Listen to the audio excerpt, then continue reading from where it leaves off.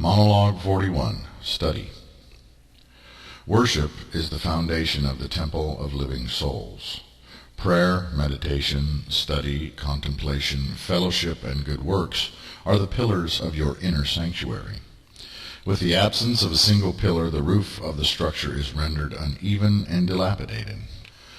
Study is the weakness of the religious, for the religious generally prefer to be told what the holy writings of their religions are, and to be given simple tasks and formulas to follow in order to reach God. In other words, they allow their clergy to do the work of study, and so are often misled by the clergy. The clergy of various faiths at various times have encouraged this state of things, because it gives powers and control to the clergy. A tactic of control often employed by the clergy of any given religion is to tell students what passages of the holy writings to study. Emphasis is placed on certain passages over other passages, or pieces of verses and chapters are used to prove an entire doctrine. When the rest of the verse or chapter is studied, it utterly contradicts the point of doctrine. Moreover, doctrine itself is a pre-made interpretation of religious scriptures, and rarely allows for dissent of any kind. I tell you true, Urian, do not let any man or woman tell you what I have here written. Read it for yourself.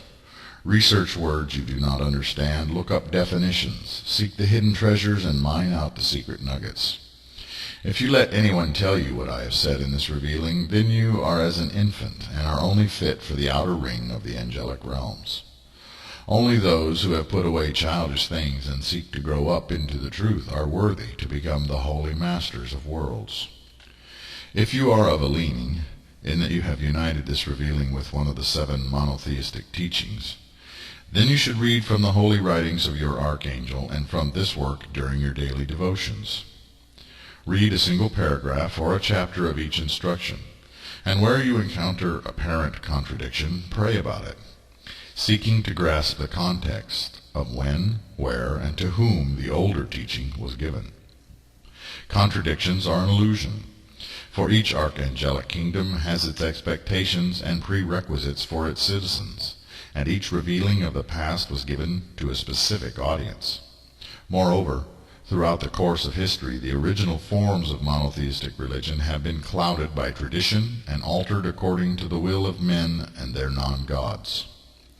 However, let not religion be the only focus of your study. Knowledge is power, and truth is liberation, even when it is painful. And so it is that every Urian should seek to obtain a greater understanding of the bigger picture. In the past, religion and science have been at odds. And yet, I tell you that what I say is often metaphoric, and it is simplified, so that the reader may have some chance of grasping very complicated subjects. Science is literal, and it is also illusion studying the nature of the illusion, as if holograms studying the holographic environment, metaphorically. I would that Urians unite their religion with science, and seek to penetrate the illusory. The union of the mystical, paranormal, parapsychological, metaphysical, spiritual, with the scientific will yield very powerful results. And a mystic scientist, a man or woman who can communicate with angels and is a scientist, can achieve things that a mystic or a scientist on their own would never conceive of or grasp. A would-be priest or priestess of the way of the Spirit of Truth should have an intimate knowledge of this work.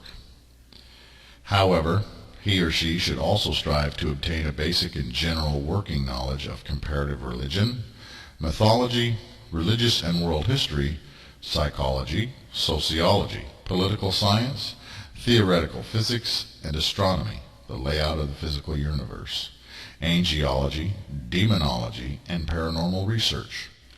Moreover, it is very helpful that you study a musical instrument, a second or third language. I suggest one modern and one ancient language, as well as martial arts. Taoist forms of martial arts are best.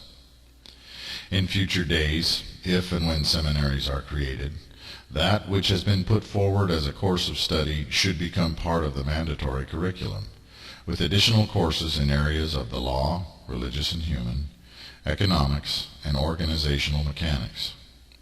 In this formula of study, every priest or priestess of the way of the Spirit of Truth will come forth from seminary with all the skills necessary to be a functional and powerful servant of God and the faithful.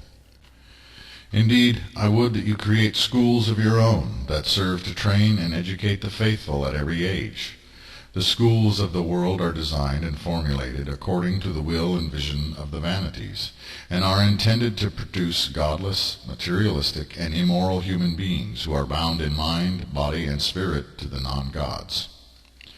Where there is no Urian school available, look at schools aligned to other forms of monotheism and the sects thereof, or even homeschooling for those who are able. When private Urian schools are founded, you shall accept students of all monotheistic leanings with respect and without trying to push your own particular brand of beliefs upon them. It is acceptable to charge higher tuition rates to non-Urians until the Urian pattern of education is instituted as part of a Urian state.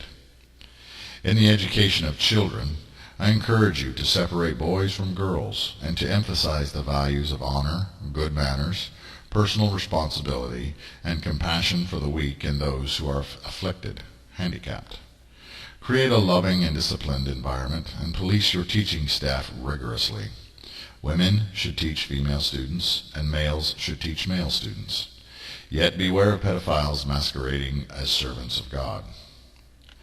Rid your schools of those students who are habitually abusive, grossly defiant, or demonstrate sociopathic tendencies, despite all efforts to aid and alter their patterns.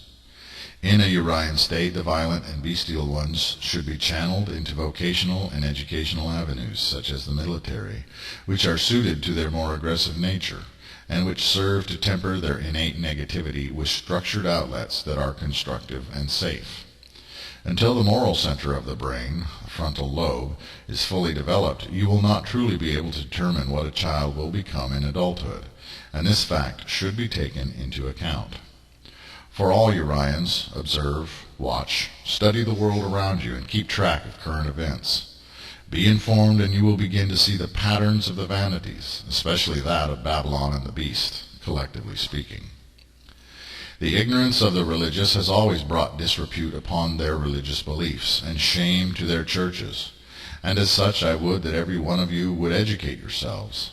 An educated body of believers will be a powerful body of believers, and as such the faith, as it arises and becomes established, will become a force for the greater good. Look to the horrific patterns that the monotheistic faiths have followed in the past, and seek to avoid those errors, which have blocked multitudes from seeking God, and turned masses to the service of the false gods.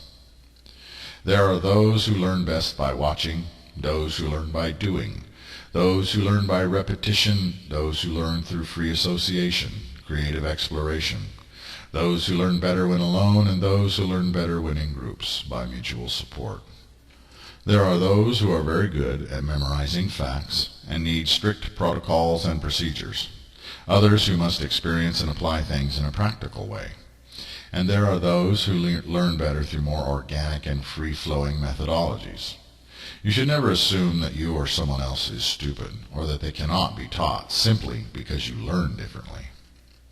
Moreover, I tell you true, that those who are developmentally disabled, slow, are a test for your souls. For as you treat such individuals, so you demonstrate what is in your heart of hearts, and what master you truly serve.